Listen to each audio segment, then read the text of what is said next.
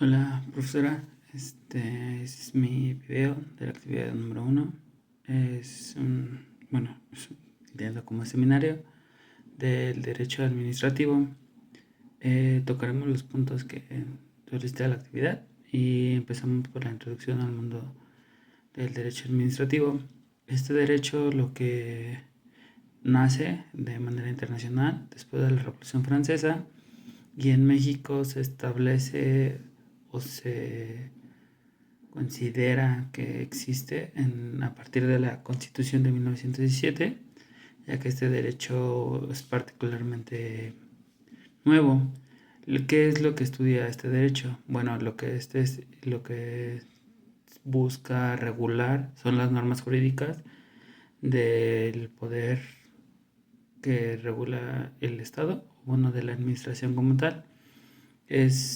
Esto regula los actos o fenómenos jurídicos, tanto de la estructura del Poder Ejecutivo como de las actividades que esta misma realiza, que también podemos conocerlo como Poder Ejecutivo o como la Administración Pública, que es la estructura en general de este poder en el país. El siguiente punto a tratar son las ramas del derecho, independientemente del derecho administrativo, que hacen match, que conectan con este derecho. El primero que podemos establecer principalmente es el derecho constitucional. ¿Por qué? Porque del derecho constitucional derivan los artículos y la regulación de esta administración, regula la organización, la estructura, cómo se va a realizar y así como las actividades que va a realizar. Otro derecho que podemos relacionar es el derecho procesal, ya que este regula la ejecución de resoluciones de los tribunales. En otra rama es el derecho internacional, ya que al regular las actividades del Poder Ejecutivo, como representante tiene al presidente de los Estados Unidos mexicanos en este caso, y como él al ser un jefe de Estado o jefe de gobierno, desde su punto de parte, podemos establecer que se regula las actividades que va a tener regula sus actividades que tiene que hacer ante el mundo como representante del Estado mexicano. Otro, Otra rama del derecho es el derecho penal y la forma en la que la relacionamos es tanto en la averiguación y la persecución de actos ilegales por parte de la administración. Incluso hay rubros de penas, penas específicas para servidores públicos y funcionarios públicos que pertenecen obviamente al Poder Ejecutivo y a la administración pública. Por otro lado, tenemos al derecho civil que regula la administración en términos porque al final del día, a pesar de ser un ente jurídico, lo realizan personas físicas o bueno, lo representan personas físicas. Y también tenemos el derecho mercantil, ya que el Poder Ejecutivo tiene las facultades ligado a otras dependencias de la creación de sociedades mercantiles y la emisión de títulos de crédito. Ahora, en el tercer punto tenemos la importancia del derecho administrativo y cómo esto participa en los partidos políticos. Prácticamente y con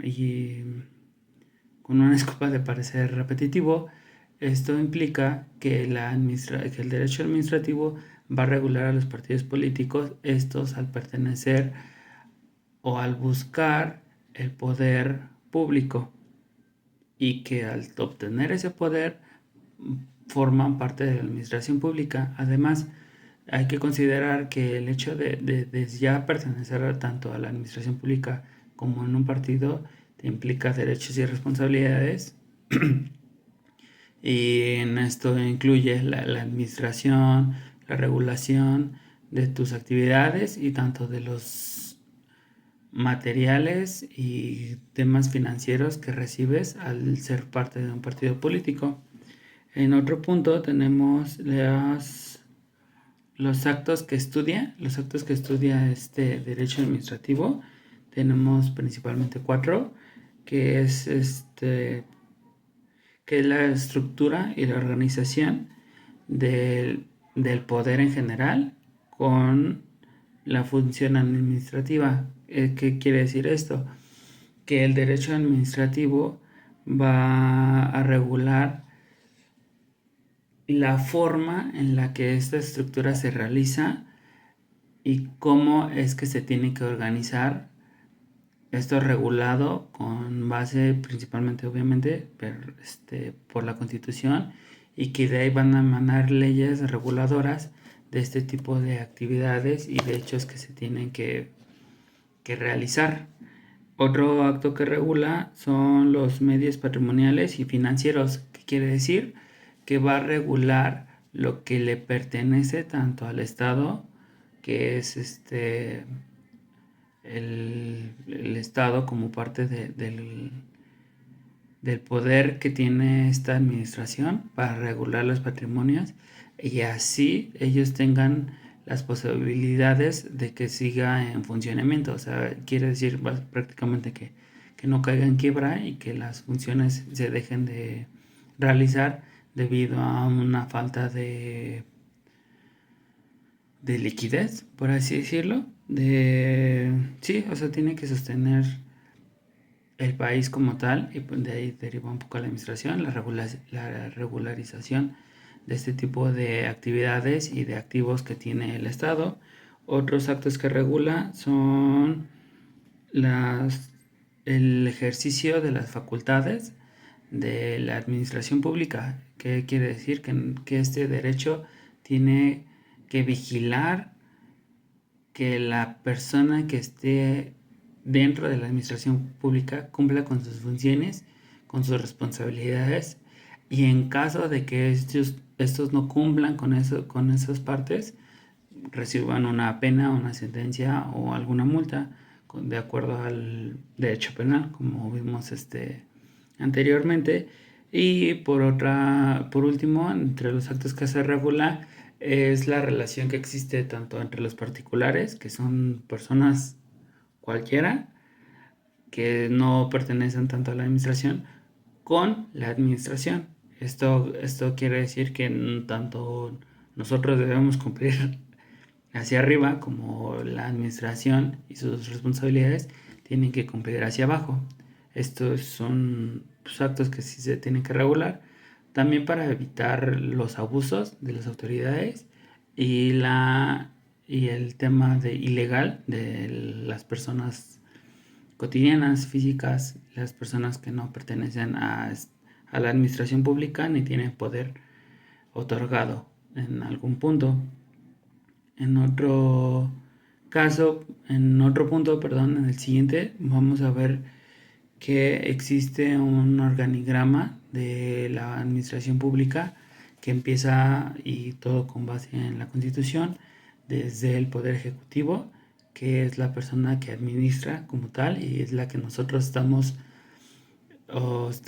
estudiando con el derecho administrativo, que es el Poder Ejecutivo, que su principal personaje es el presidente. Posteriormente tenemos el Poder Legislativo, que se ve representado a nivel federal por el Congreso de la Unión, Cámara de Diputados, Cámara de Senadores, y quienes pueden crear, modificar y en algún caso borrar alguna ley, legislatura que ya no funcione para el país, y conforme avance, porque al final del día, como fuente de derecho, también ellos ocupan los hábitos y los avances que año con año ocurren para regular, modificar o eliminar ciertas leyes. Y por último tenemos el Poder Judicial, que este es el poder que regula o hace que el derecho en sí sea cumplido y que no haya un abuso de poder en ningún sentido, que no haya injusticias y que busque un ambiente de bienestar entre todas las partes del Estado. Por último tenemos perdón, nosotros tenemos las competencias en un nivel federal. En el Poder Ejecutivo tenemos al presidente de la República. En un Poder Legislativo tenemos al Congreso de la Unión. Y en el Poder Judicial tenemos varias entidades, entre ellas la principal es la Suprema Corte de Justicia de la Nación. A nivel estatal tenemos al gobernador de cada estado. En el Poder Legislativo tenemos a los congresos estatales, y a nivel municipal tenemos a los presidentes municipales, y en competencia, no, perdón, en nivel estatal tenemos los tribunales de estatales, y ahora sí, a nivel municipal, en el Poder Ejecutivo tenemos al presidente municipal, en el Poder Legislativo tenemos a los tribunales electorales los tribunales estatales, y a nivel municipal en temas de poder judicial tenemos MP y la Policía Municipal, que son los que ven por el cumplimiento de la justicia como tal. Y por último nos solicita la actividad una diferencia entre entidades centralizadas, descentralizadas y desconcentradas.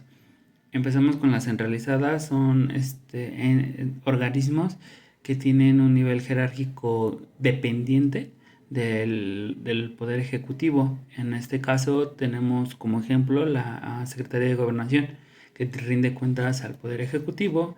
Las descentralizadas son organismos que no tienen que dar como tal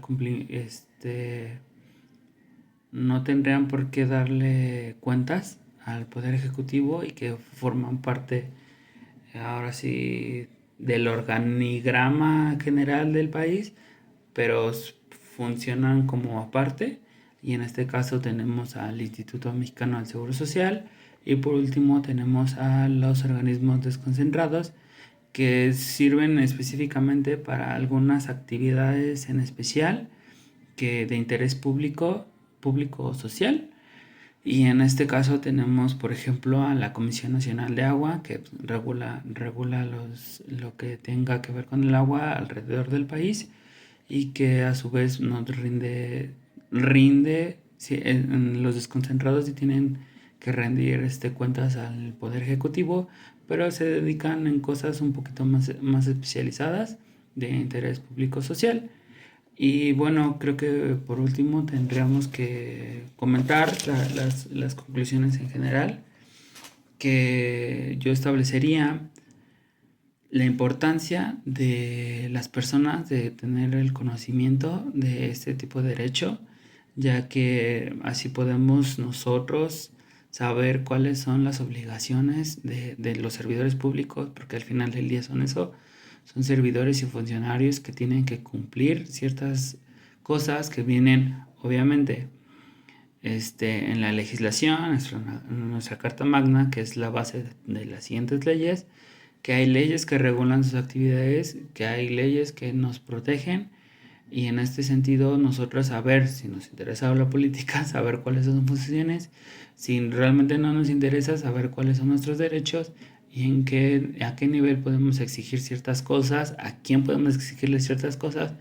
No podemos irnos a pelear, no sé, al Congreso de la Unión de que violaron mis derechos, cuando ese poder le corresponde al poder Judicial, y a su vez al Poder Ejecutivo saber qué es lo que hace con la administración, porque al final del día él toma las decisiones del patrimonio, de lo que va a ocurrirle al pueblo, que al final del día nosotros somos parte del pueblo, y que tiene que ver por nuestro beneficio. Al final del día la administración pública no está para satisfacerse en sus propias necesidades, sino para servir, porque pues al final del día vivimos en un país, bajo un sistema democrático, una república, que nosotros decidimos que los colocamos ahí a los servidores públicos para ver por nuestro bien y nuestro bienestar. Entonces creo que eso es parte importante del derecho administrativo. Muchas gracias por su atención, y nos estamos viendo. Hasta luego.